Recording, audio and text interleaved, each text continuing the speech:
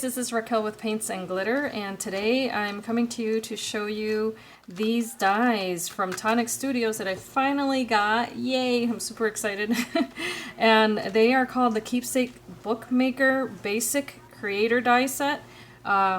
It creates the base of what you see here on this cover, and the set, you know, they coordinate. This makes the spine, and then this makes the pages and cover for the books. So they come like this. This one here has a total of, I believe it's 10, let's see here, no, I'm sorry, I take that back, it's 11 dies. And to show you how they work, if you've seen my other videos, obviously you've seen the plethora of books that I've made with the other bookmaker die set from Tonic, and when I first saw those, I fell in love with them. The shape, I think, is absolutely beautiful, and as you have seen, if you've seen any of the other videos that I've made or other people have, they're really fun to work with, and they just lend a really beautiful look to your books. So I went ahead and got these as well, and these come like so, very similar to the other set in terms of, let me hold it this way, of the fact that it has this page die, and the way that it cuts is that it cuts 3 edges of a page, and then the one particular edge that you see that's flat here does not cut on that side. And what that does is it allows you the versatility of placing your die on a piece of paper, and then you determine how long that one edge will be, and that's all up to you as far as how you want to make the book look in the end.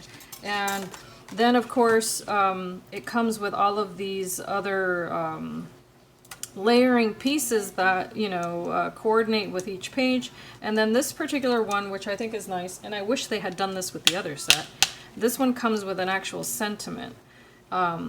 And this is the one that I wish I had used on a previous project, but it's okay because I have my Cricut. So it just reads memories. I haven't cut it out yet, as you can tell. This is brand spanking new. But then this piece here is the spine. This cuts out a piece, and I'll show you in a moment. This is what it looks like. And upon looking at this, you're like, okay, it looks like a fence. But what's really neat about it is that it has, if you've not seen this yet, of course, it's got these little notches that emboss on your paper. So let me show you what that looks like and why that's important. This particular die here, which makes the spine, cuts out a piece that looks like this. And let me see if I can zoom in or bring this up closer. I'm not sure if the camera is picking it up or not, but there are these little notches that emboss on the paper, and then what that does is it coordinates with the size page. For instance, okay, so if I cut my page to be this size, and this page happens to be one that I cut with the die that cuts the 7 1/4 by 5 1/4 size page, and this is just because I took one of the pages and actually cut it down, because like I mentioned, one size doesn't cut off, so you get to determine the width of that. This is going to be an interior page, for example, so I did cut this out to be 5 1/4, okay? And I'll explain more about that later, but if you cut your page out to that size, that long die, if you can tell, is actually longer than that page. So it might, if you've never made a book, you might be confused and say, well, wait a minute, how on earth am I going to fit my page onto a binding that's longer? Well, the notches are already measured out for you. That's what the embossing is for. So you just put your place your page where you know you want it here, which would be centered from the top to the bottom. And then you take a look at the little notch, and that's exactly where you're going to cut your paper. So genius, right?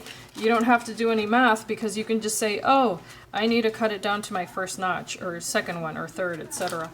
So now, as far as how do you place a page on binding, if you've never done that before, this is scored vertically on purpose because you're making an accordion fold out of it. Just like you do for rosettes or anything else, you're going to fold one piece up and the next piece down, etc., making an accordion fold. However, the ones that have the little notches there, those are the ones that are going to create a mountain fold, okay? And if you have any questions, of course, regarding any of this, I'm happy to answer it.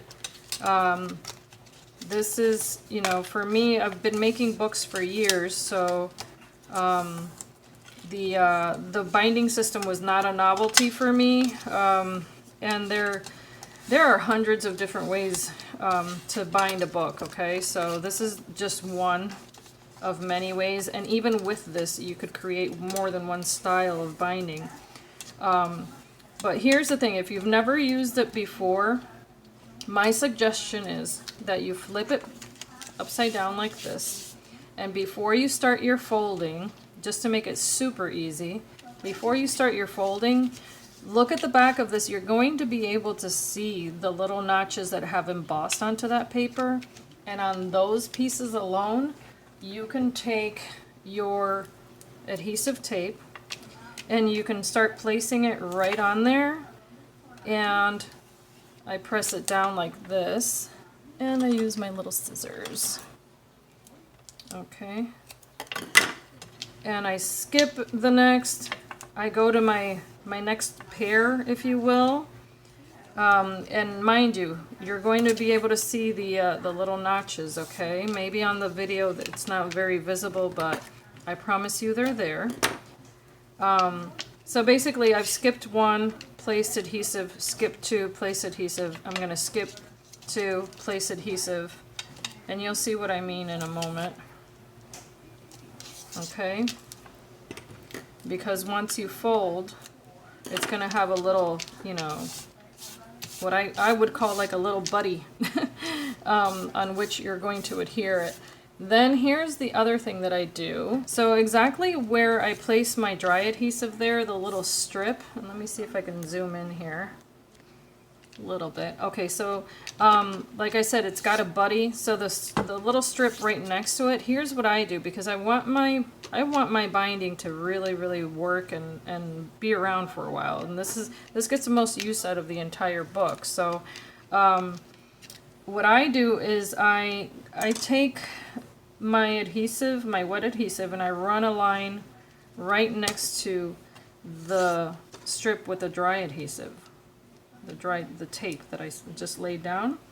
And then what I do is I pull back and I fold over right in the middle there to meet that wet and dry adhesive. Now you could score this ahead of time, but you don't have to because you have that score line already there. Or I mean, you could fold the lines is what I mean, reinforce them, okay?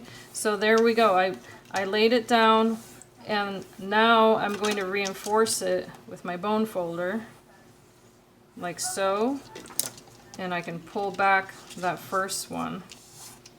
And I'm creating that accordion fold. And I'll show you on the other side what you'll be able to see, okay? Because now when you pull that up, and I hope this isn't confusing, but I'll show you again. When you pull that up, if you can see there, I've created a mountain. So that's what a mountain fold is, okay? And what was there is now united, which were the two pieces. I just happened to put dry adhesive on one side, wet adhesive on the other, and I'm getting myself a really nice seal there. And what I do, of course, is I manipulate this paper. This is a 110-pound cardstock, and I move it back and forth so that my paper fibers start to break down a little bit and start getting used to moving from one direction to another right off the bat. That's just how I like to do it. Now, the other thing you can do, of course, is that you can determine how many pages you're going to have in your book. This, when it cuts out, like I showed you before, here's another one. When it cuts out, it has those little buddies that I talked about that are scored one next to another, it has 3 per unit, okay, that you're cutting out. What it has is 3 little units is what I'm calling them, okay? That's going to allow you to make 3 pages.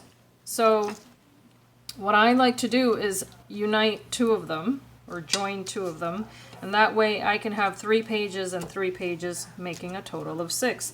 That's just a basic number of pages that you could make for a mini album, and it's a good number. It's a good even number.